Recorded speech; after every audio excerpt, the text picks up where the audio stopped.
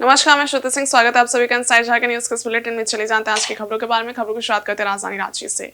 JSSC CGL परीक्षा में कथित गड़बड़ियों की शिकायतों को गंभीरता से लेते हुए मुख्यमंत्री हेमंत सोरेन ने सीआईडी से जांच कराने का आदेश दिया है। अब जल्द ही इस पूरे मामले की जांच सीआईडी करेगी। बता दें कि जेएसएससी सीजीएल परीक्षा के कथित पेपर लीक मामले को लेकर छात्र संगठन लगातार आंदोलनरत है। पिछले दिनों जेएसएससी कार्यालय के समक्ष प्रदर्शन कर रहे छात्रों पर पुलिस ने लाठियां बरसाई थी। इस मामले को तूल पकड़ता देख मुख्यमंत्री हेमंत सोरेन ने सीआईडी से जांच कराने का आदेश दिया है। राज्य के डीजीपी अनुराग गुप्ता ने कहा कि इस पूरे मामले की जांच जल्द शुरू की जाएगी। उनकी जानकारी में जो अब तक तथ्य सामने आए हैं उसमें कहीं कोई अनियमितता नहीं पाई गई है। इसकी जांच के लिए सीनियर लेवल पर आईजी लेवल की एसआईटी का गठन कर शिकायत की हर पहलुओं पर जांच की जाएगी।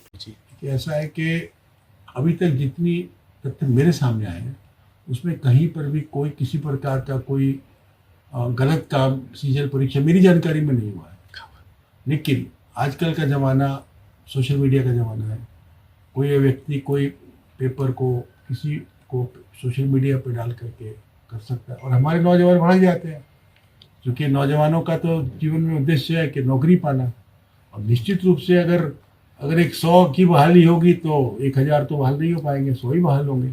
बहुत लोगों को बरगलाया जाता है। तो मुझे लगता है कि बहुत लोग इसमें इसका लाभ उठाने का प्रयास कर रहे हैं। तो हम लोग इस पर कुछ कोचिंग सेंटर्स भी हैं, तो हम लोग इस पर कर रहे हैं। और हमारे को जानकारी, जैसे हमने मीडिया में पढ़ा, अभी तक आदेश प्राप्त नहीं हुआ था, कल तक हो सकता आज आ जाएगा, कि सरकार के द्वारा इस पर सीआईडी जांच का आदेश दिया गया है। अगर सीआईडी जांच का आदेश सरकार के द्वारा दिया गया है, जैसा मुझे पता लगा इनफॉर्मली हुआ है, तो जैसे ही वो आदेश हमें प्राप्त होगा हम इसके लिए सीनियर लेवल की एक एसआईटी बनाएंगे अंडर एक आईजी के लेवल पे, और उसमें हम अच्छे अधिकारियों को लगा करके जो भी शिकायतें हैं उसके हर पहलुओं पर हम लोग विस्तृत, निष्पक्ष और साफ सुथरी जाँच हम लोग करेंगे।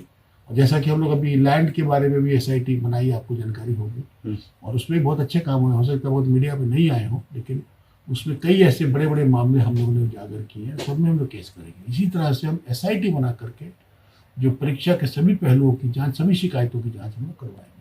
झारखंड भर में आयोजित जन शिकायत समाधान कार्यक्रम के बारे में डीजीपी अनुराग गुप्ता ने कहा कि इसकी मॉनिटरिंग के लिए सभी जिलों में आईजी व डीआईजी लेवल के अधिकारियों को भेजा गया था। इस पर अब तक जो रिपोर्ट्स आए हैं और अधिकारियों से बात हुई है उसमें अच्छा रिस्पांस मिला है। इसे लेकर पब्लिक में उत्साह भी है कि उन्हें सीधे वरीय पदाधिकारी को शिकायत करने का मौका मिला है।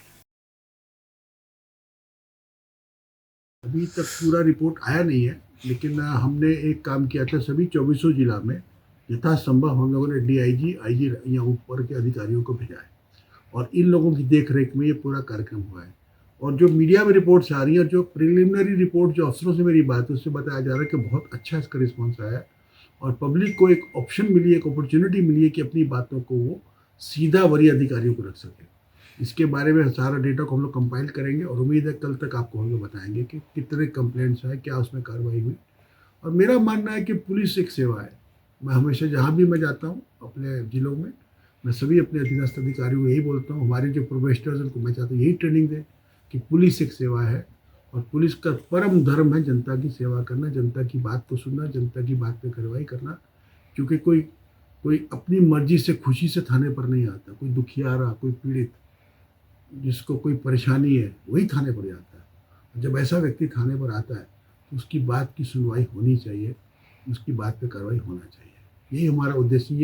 ये जो एक दिन में हम पूरे राज्य की समस्या को सॉल्व हम नहीं कर सकते, ऐसा हमारा उद्देश्य भी नहीं। हम चाहते हैं कि जनता की आवाज़ को सुनने के लिए हमारे थाने हमेशा रहें, और मेरा विश्वास है कि इस प्रकार के कार्यक्रम करने से जनता और पुलिस के बीच में एक अच्छा संबंध बनेगा, और हमारे पुलिस अधिकारी जनता के प्रति और संवेदनशील होंगे। और यही मेरा मैसेज हमारे सभी थानेदारों को, इंस्पेक्टर, डीएसपी, एसपी को है। ठीक है। एक देश एक चुनाव के मुद्दे पर मंत्री रामदास सोरेन ने कुछ भी बोलने से इनकार किया है। कहा है कि ये एक नीतिगत फैसला है, इसलिए जब तक उनकी पार्टी झारखंड मुक्ति मोर्चा का इस मुद्दे पर स्टैंड नहीं आ जाता तब तक वे इस पर अपना विचार नहीं रख सकते। शिक्षा मंत्री ने यह भी कहा कि जिस स्कूल को सरकार से संचालन का आदेश नहीं, वो स्कूल बंद किए जा सकते हैं। राज्य सरकार गंभीरता पूर्वक इस पर फैसला लेगी। दरअसल मंत्री रामदास सोरेन चाईबासा न्यायालय में आचार संहिता के एक मामले में कोर्ट में पेश होने पहुंचे थे। इसी दौरान उन्होंने पत्रकारों से बात करते हुए ये बातें कही। मैया सम्मान योजना को लेकर उन्होंने कहा कि इस योजना से विपक्ष डरी हुई है, इसलिए इसको लेकर अफवाह फैलती रही है।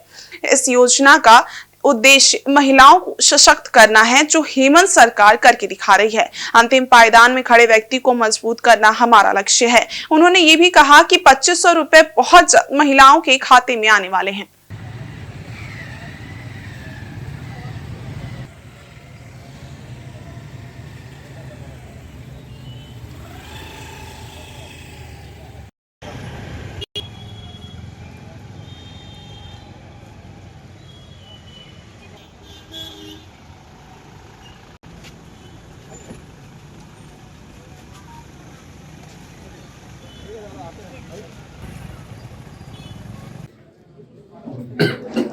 देखिए, ये तो नीतिगत बात हमारी एक दल है जो हमारे झारखंड मुक्ति मोर्चा पार्टी है। इस पर इस विषय पर हमारे दल का जो निर्णय होगा उसे अनुरूप और हम लोग यहाँ पर इस बात में काम करेंगे। ये सबसे पहले दल को निर्णय लेनी होगी। ऐसे भी तो मैं कह रहा हूँ, ये व्यक्तिगत बात है। व्यक्तिगत मन संगठन है, जिसके लिए संगठन सर्वोपरि है इस पर निर्णय लेने के लिए। संगठन का निर्णय के बाद ही इस पर हम लोग कुछ अपना बोल सकते हैं, क्योंकि अभी बोलना बहुत जल्दबाजी होती है। ऐसे कोई बात नहीं है। मैया सम्मान को के लिए तो विपक्षी परेशान है, अच्छा रहे भी है। इसी का आलोक में उन लोगों ने हाईकोर्ट में PIL केस भी दायर किया था कि बंद हो। कई तरह का आरंग लगाया था, लेकिन हमारी सरकार की जो एक सोच है क्या इसे राज्य में महिला सशक्तिकरण के पर हमारे सरकार की फोकस भी है, और जिस पर आज हमारी सरकार का एक निर्णय रहा है कि हम इस राज्य के अंदर में शोषित पीड़ित जनता जो कई ऐसी बेटी है, बहन है, इससे बहुत कमजोर वर्ग के होते हैं, किसी को पैसा पे आर्थिक स्रोत उसको नहीं मिलने के कारण पढ़ाई छोड़ देते हैं। मजबूरी में कहीं कम उम्र में वो रेजाकुली का काम करते हैं। कई इस तरह का बात है जिससे गहन पूर्वक गहन करने की जरूरत है, क्योंकि उन्होंने जो आदेश निकाला, आदेश दिया है केंद्र सरकार की ओर से, उसमें हम लोग को उसको स्कूलों को और जो अवैध तरीके से चला रहे हैं उस पर उन्होंने कहा है। हम लोग देखेंगे कहाँ। इधर रांची विधानसभा सीट से लगातार 7वीं बार जीत दर्ज करने वाले भाजपा के वरिष्ठ नेता एवं विधायक CP सिंह बुधवार को जमशेदपुर पहुंचे। यहां साक्षी स्थित पार्टी के जिला कार्यालय में जिला अध्यक्ष सुधांशु ओझा के नेतृत्व में जिला पदाधिकारियों ने उनका भव्य स्वागत किया। कार्यकर्ताओं ने विधायक को पुष्पगुच्छ और अंग वस्त्र भेंट किया। इस अवसर पर विधायक CP सिंह ने कार्यकर्ताओं से मुलाकात कर उनका कुशलक्षेम जाना और पार्टी के सांगठनिक कार्यों पर चर्चा की। उन्होंने कार्यकर्ताओं के मनोबल को बढ़ाते हुए संगठन को और अधिक सशक्त बनाने का आह्वान किया। साथ ही कार्यकर्ताओं से जमीनी स्तर पर संगठन के विस्तार और जनता से निरंतर संवाद बनाए रखने की अपील की। उन्होंने जमशेदपुर के संगठनात्मक कार्यों और आगामी कार्यक्रमों की समीक्षा भी की। विधायक ने मीडिया से बातचीत करते हुए कांग्रेस और झारखंड मुक्ति मोर्चा पर जमकर हमला बोला। कोयला मामले पर कहा कि झारखंड भारत का ही हिस्सा है, हेमंत सरकार राज्य पर घमंड ना करे।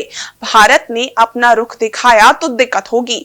वन मैन वन इलेक्शन पर उन्होंने कहा कि इससे विपक्ष घबरा रही है। चुनाव में करोड़ों करोड़ों खर्च होता है, अब वो बचेगा और उससे देश का विकास होगा। विपक्षी नहीं चाहते कि देश का विकास हो।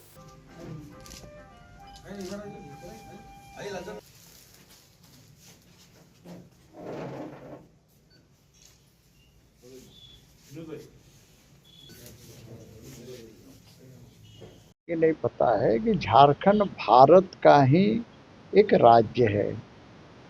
ये कहते हैं कि एक छटा कोयला नहीं देंगे, तो झारखंड में बाहर से भी सामान आना बंद हो जाएगा। तो ऐसी स्थिति में क्या होगा? अभी कुछ दिनों पहले इनके शपथ ग्रहण के दूसरा ही दिन ममता बनर्जी ने आलू पर रोक लगा दिया था आने से। क्या हुआ स्थिति? कीमतें बढ़ गई। ये कभी सोचते हैं क्या? बयान बहादुर है ये लोग, बयान देने से क्या होता है, करके तो देखें। इसलिए मैं कहूँगा कि राष्ट्र हित में इस तरह की बातें जो करते हैं ना, एक गलत। इलेक्शन का बिल पेश हुआ, देर से आए दुरुस्त आए, ये बहुत पहले होना चाहिए, क्योंकि देश के अंदर अलग अलग इलेक्शन होते हैं, उसमें करोड़ों करोड़ रुपए खर्च होते हैं, हजारों करोड़ रुपए। यदि वो बचेंगे तो देश का विकास होगा। तो मैं ये कहता हूँ कि ये विपक्षी दल के लोगों को पच नहीं रहा। और चाईबासा के पिल्लाई हॉल में जन शिकायत समाधान कार्यक्रम का आयोजन किया गया। कार्यक्रम में कोल्हान डीआईजी मनोज रतन चौथे व एसपी आशुतोष शेखर मुख्य रूप से उपस्थित थे। यहां लोगों की शिकायत सुनने के लिए 4 स्टॉल लगाए गए थे। जन शिकायत समाधान कार्यक्रम का शुभारंभ मुख्य अतिथि डीआईजी ने दीप प्रज्वलित कर किया। उन्होंने आमजनों को संबोधित किया और शिकायतों की सुनवाई एवं पंजीकरण की शुरुआत की। बुधवार को इस कार्यक्रम में समस्त चाईबासा जिला से प्राप्त शिकायत को पंजीकृत करते हुए प्राप्ति रसीद दी गई। इसके साथ ही त्वरित कार्रवाई के लिए संबंधित थाना प्रभारी और वरीय पदाधिकारी को निर्देश दिया गया।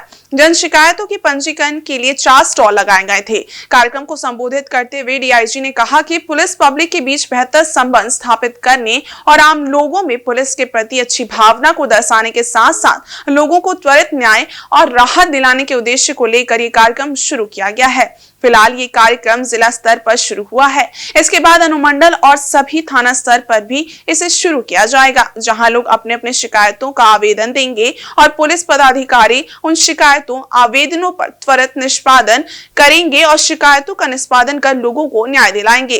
एसपी आशुतोष शेखर ने कहा कि जन शिकायत समाधान कार्यक्रम से पुलिस पब्लिक के बीच बेहतर संबंध स्थापित होंगे और लोगों में पुलिस के प्रति विश्वास बढ़ेगा और साथ ही समस्याओं का निष्पादन भी होगा। जी, तो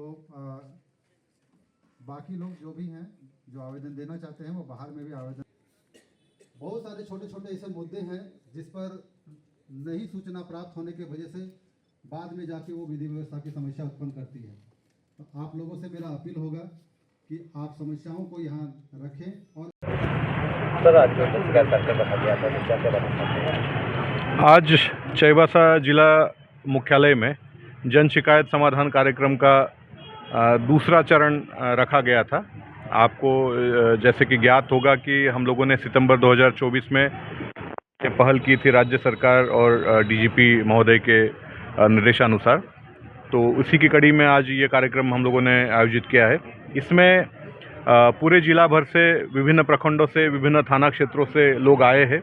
उनकी जो भी समस्याएं हैं हम लोग कोशिश कर रहे हैं कि उन समस्याओं का निपटारा हमारे स्तर पे, जो पुलिस के स्तर की समस्या है उसका हम लोग अपने स्तर पे करें, और जो अन्य विभागों से संबंधित समस्याएं हैं उसको अन्य विभागों को भेज के हमारे स्तर पे उसको परस्यू करके उनका निपटारा करें। तो हम लोगों ने अभी इस सेकंड जो चरण है इसका उद्घाटन किया है, और आप देखे होंगे काफ़ी संख्या में यहाँ पे सुदूरवर्ती प्रखंडों से लोग यहाँ पे शामिल हुए हैं। इसमें एक और चीज़ मैं बताना चाहूँगा कि अब से ये कार्यक्रम थाना स्तर पे और सब डिवीज़न स्तर पे भी होगा, ताकि जो सुदूरवर्ती प्रखंडों से लोगों को जिला मुख्यालय आने में परेशानी होती है, उनका वक्त ज़ाया होता है, तो उनकी समस्या का समाधान लोकल स्तर पे, थाना और प्रखंड स्तर पे ही हो जाए। इसको हम लोग अभी प्रायोरिटी देंगे। मैं रखना चाहूँगा कि जिस प्रकार से जो लोगों के बीच समस्याएं हैं, अगर वो खुलकर पुलिस और प्रशासन के सामने अगर नहीं आती हैं, तो बहुत बार ऐसी छोटी छोटी विषय हैं जो अनअटेंडेड रह जाती हैं और उनका फिर दूरगामी प्रभाव समाज पे और विधि व्यवस्था पे पड़ता है। तो हम लोग चाहेंगे कि जो भी छोटी से छोटी समस्या आपको समझ में आ रही है, चाहे वो आवागमन से संबंधित हो, चाहे वो नॉर्मल साफ सफाई से रख रखाव से संबंधित हो या किसी ऐसी विषय से संबंधित हो जिसमें न्यायालय के अधीन जाने की आवश्यकता हो, तो उस प्रकार के विषय भी आप यहाँ निसंकोच उठा सकते हैं और हम लोग जिस विभाग से भी संबंधित वो विषय होंगे तत्काल उनको उन विभाग से समन्वय स्थापित कर उसका निराकरण करने का प्रयास करेंगे। चीन के तानाशाही रवैये के खिलाफ जागरूकता फैलाने के उद्देश्य से तिब्बत से 17 सदस्यीय टीम बुधवार को जमशेदपुर पहुंची। इस दल ने गोलमोरी स्थित तिब्बत मार्केट का दौरा किया और यहां के तिब्बती कारोबारियों से मुलाकात की। टीम के सदस्यों ने बताया कि वे देश भर में भ्रमण कर तिब्बती समुदाय को संगठित करने और उन्हें चीन की दमनकारी नीतियों के बारे में जागरूक करने का काम कर रहे हैं। इस अभियान का उद्देश्य तिब्बतियों को अपनी संस्कृति और स्वतंत्रता की रक्षा के लिए प्रेरित करना है। प्रतिनिधिमंडल ने तिब्बतियों से चीन के खिलाफ संगठित प्रयासों में शामिल होने और अपनी पहचान को बनाए रखने के लिए सतर्क रहने की अपील की। जमशेदपुर के बाद ये टीम गुरुवार को उड़ीसा के लिए रवाना हो गई, जहां इसी प्रकार का अभियान चलाया जाएगा।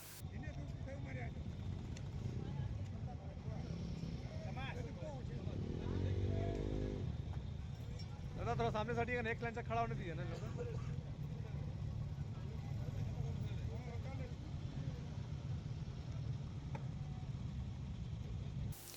बांग्लादेश में अल्पसंख्यक हिंदुओं पर हो रहे अत्याचार के विरोध में बुधवार शाम को सर्व सनातन समाज ने मशाल जुलूस निकाला। ये जुलूस मुसामनी अस्पताल चौक से निकाला गया, जो बाजार होते हुए बस स्टैंड में पहुंचकर समाप्त हुआ। इसमें शामिल लोगों ने जमकर नारेबाजी की और विरोध जताया। इसमें काफी संख्या में सनातन धर्मावलंबी शामिल थे। हिंदू प्रचार बंद करो,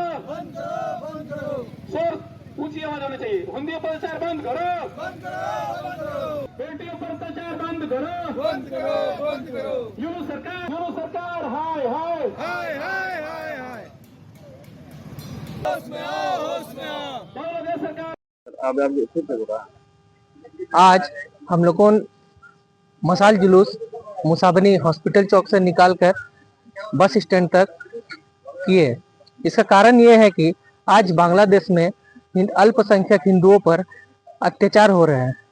तो हम लोगों ये बांग्लादेश सरकार को बोलना चाहते हैं कि वो ये हिंदुओं पर अत्याचार बिल्कुल बंद करे, क्योंकि हम लोगों ये उनको बताना चाहते हैं कि बांग्लादेश को आज़ाद कराने के लिए 1500 भारतीय फौज को भेजा था, जिसका वहाँ पे बलिदान भी हुआ था। तो ये चीज भी बांग्लादेश को समझना होगा। और मैं बांग्लादेश को चेतावनी देना चाहता हूँ कि अगर इस तरह का हरकत करेंगे तो वहाँ का अगर बॉर्डर खोल दे तो हम लोग सबसे पहले जाकर उनको ये करेंगे, प्रोटेस्ट करेंगे। तो हम लोगों इसी पे मशाल जुलूस निकाल कर हम लोग हिंदुओं पर हो रहे अत्याचार पर हम लोग घोर विरोध किए। और कल हम लोग वीडियो के पास जाकर प्रधानमंत्री के नाम से ज्ञापन देंगे कि बांग्लादेश में हो रहे अत्याचार को बंद करें। और फुटपाती विक्रेता संघ की एक बैठक आदित्यपुर के जयप्रकाश उद्यान में हुई। इसमें फुटपाती दुकानदारों ने दुकानें उजड़ने के बाद उत्पन्न रोजगार की समस्या पर चिंता जताई। सभी ने प्रशासन से वैकल्पिक व्यवस्था करने की मांग की। इस दौरान विगत 16 दिनों से फुटपाती दुकानें नहीं चलने पर दुकानदारों ने निगम से वैकल्पिक व्यवस्था होने तक थाना रोड में दुकानें लगाने की अनुमति देने का अनुरोध किया। आमंत्रण पर बैठक में शामिल हुए राजद महासचिव पुरेंद्र नारायण सिंह को दुकानदारों ने अपनी समस्या से अवगत कराया और रोजगार की व्यवस्था सुनिश्चित करने का अनुरोध किया। इस पर पुरेंद्र नारायण ने दुकानदारों के लिए अपने स्तर से निगम प्रशासन से बात करने का भरोसा दिलाया। उन्होंने दुकानदारों को 24 दिसंबर को जयप्रकाश उद्यान में श्रम नियोजन प्रशिक्षण एवं उद्योग मंत्री संजय यादव से मुलाकात कर अपनी समस्या रखने का अनुरोध भी किया। इस अवसर पर राजद नेता देव प्रकाश देवता, कुमार विपिन बिहारी, सावन गुप्ता समेत अन्य थे। कम से कम जगह में बैठिए, यानी कि जगह मिल गया। नंबर 2 कि सामने कोई गाड़ी लगाता है में भाई जी गाड़ी यहाँ मत लगाइए, गाड़ी यहाँ मत लगाइए, गाड़ी यहाँ मत लगाइए, काम खत्म। 10 दिन चलाइए ना क्या हम लोग। इधर पूरे भारत समेत झारखंड में ठंड का प्रकोप जारी है। कई जगह पर कोहरा भी छाया हुआ है। गिरते तापमान के कारण लोगों ने गर्म वस्त्र पहनना शुरू कर दिया है। ऐसे में भगवान को भी ठंड से बचाने के लिए गर्म कपड़े पहनाए जा रहे हैं। भक्त और भगवान के बीच में आस्था की डोर भावना से ही बनी होती है और इसी भावना की वजह से ही भक्त अपने भगवान से जुड़ पाते हैं। जिस प्रकार से भक्तों को भूख प्यास और सर्दी गर्मी का एहसास होता है, उसी प्रकार से उनके भगवान को भी होता है। इसी भक्ति को दर्शाने के लिए बढ़ती ठंड के बीच जमशेदपुर के मंदिरों में भक्तों ने अपने भगवान को शीतलहर से बचाने के लिए ऊनी वस्त्र पहनाना भी शुरू कर दिया है। इन दिनों मंदिरों में भगवान भी ठंड से बचने के लिए ऊनी वस्त्र पहन भक्तों को दर्शन दे रहे हैं। शहर के तमाम मंदिरों में भगवान को ठंड से बचाने के लिए कंबल, टोपी, मफलर पहनाया जा रहा है।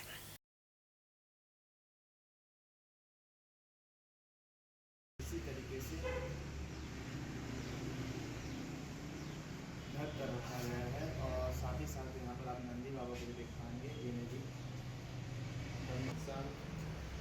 जमशेदपुर में नहीं, लमसम सारे जगहों पर, क्योंकि हम जिस दिन मंदिरों में मूर्तियों को स्थापित करते हैं उस दिन हम लोग उनमें प्राण डालने का काम करते हैं, प्राण प्रतिष्ठा करते हैं।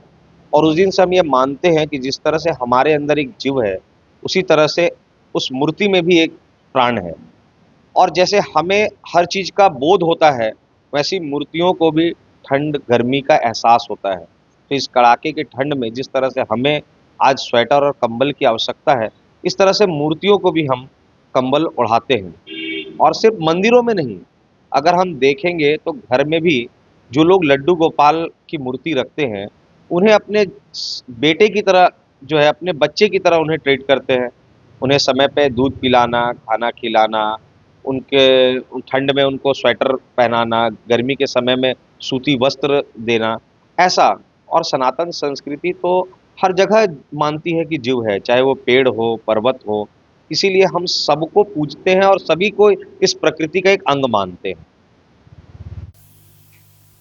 इधर जमशेदपुर के बर्मामाइंस रेलवे ओवरब्रिज पर बुधवार देर रात भारी वाहन की चपेट में आकर बागबेड़ा ट्रैफिक कॉलोनी निवासी 26 वर्षीय अमन शर्मा की मौत हो गई।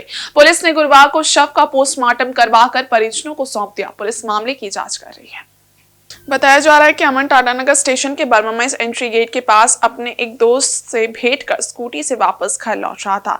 इसी बीच भारी वाहन ने उसे टक्कर मार दी, जिससे उसकी घटनास्थल पर ही मौत हो गई। घटना को अंजाम देने के बाद चालक तेज रफ्तार से वाहन चलाकर फरार हो गया। दुर्घटना की सूचना मिलने पर बर्मामाइंस और बागबेड़ा पुलिस मौके पर पहुंची। हालांकि कुछ देर के लिए सीमा विवाद के कारण शव को नहीं उठाया जा सका। बाद में बागबेड़ा पुलिस ने शव को टाटा मेन अस्पताल पहुंचाया, जहां शीतगृह में रखवाया गया। बता दें कि अमन शर्मा ठेकेदार अमरेंद्र शर्मा उर्फ चुनचुन शर्मा का मझला बेटा था। उनके 2 और बेटे व एक बेटी है, जिसकी शादी हो चुकी है। वह अपने पिता की ठेकेदारी में हाथ बटाता था। घटना के बाद से परिवार के लोगों पर दुखों का पहाड़ टूट पड़ा है।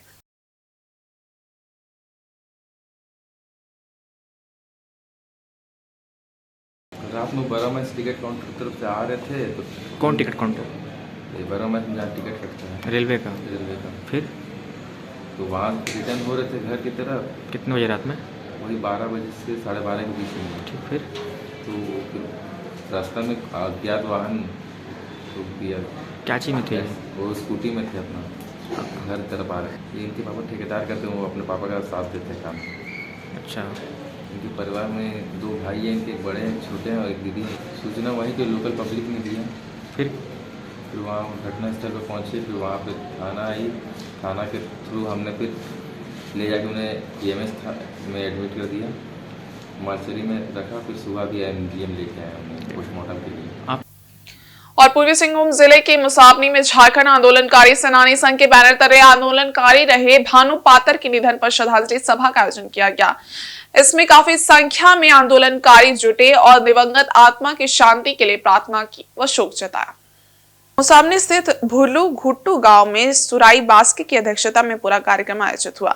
झारखंड आंदोलनकारी रहे 55 वर्षीय भानु पातर का निधन 17 दिसंबर को बैंगलोर में उनके अपने घर में हो गया। उन्हें हाई ब्लड प्रेशर की समस्या थी। अचानक उन्हें हार्ट अटैक आया और वे चल बसे। इधर मुसाबनी में झारखंड आंदोलनकारियों ने दिवंगत आत्मा की शांति के लिए 2 मिनट का मौन रखा और श्रद्धांजलि दी। श्रद्धांजलि सभा में ग्राम प्रधान बॉयल सोरेन, सुरई बास्के, सुभाष पातर आदि उपस्थित थे। झारखंड आंदोलनकारी सुराई बास्के की ओर से जोहार। तो साथी दुख की घड़ी यही है कि काल विगत दिन झारखंड आंदोलनकारी भानु पातर का देहांत हो गया है और उस देहांत के उपरांत कल हम लोग अपना जो भी प्रयास करने के बाद उनको बेंगलोर में दाह संस्कार हुआ। उसके बाद आज हम लोग गांव में उनका आत्मा को शांति के लिए आज हम लोग झारखंड आंदोलनकारी सेनानी संघ की ओर से श्रद्धांजलि अर्पित किया और उस घड़ी में हम लोग गुजर रहे हैं कि एक समय भानु पातर एक सुराय बास्के का दाहिना हाथ के रूप में रहता था। उसको जो भी जिम्मा दिया जाता था वो करता था और उसके चलते हम लोग उनको जितना मानते थे, हम ही नहीं पूरा मुसावनी में सभी प्रकार के पार्टियों के साथ उसका अच्छा संबंध रहा और आज उसका जो क्षति हुआ है वो अपूर्ण क्षति है और इसके लिए हम लोग उनका परिवार को यथासंभव प्रयास करेंगे सहयोग देने के लिए और अगला हम लोग कोशिश करेंगे उसका जो अपना पहचान के लिए कुछ ना कुछ हम लोग पहचान के लिए चाहे मूर्ति हो चाहे कुछ भी हो उसका हम लोग व्यवस्था करेंगे। और इस बुलेटिन में बस इतना ही। ब्रेक के उस पार कुछ और खास खबरें, तब तक के लिए देखते रहिए इनसाइड झारखंड न्यूज़। धन्यवाद।